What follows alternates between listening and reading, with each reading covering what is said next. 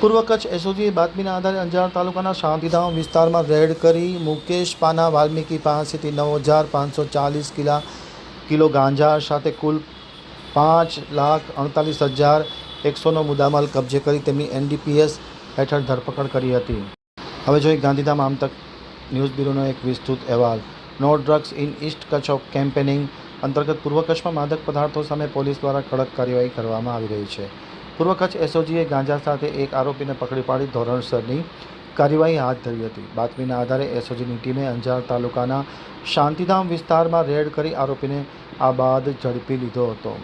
તપાસ દરમિયાન આરોપી મુકેશ પાના વાલ્મીકી પાસેથી 9,540 કિલો ગાંજો જેની અંદાજે કિંમત 4.77 લાખ રૂપિયા થવા જાય છે તે જપ્ત કરવામાં આવ્યો હતો।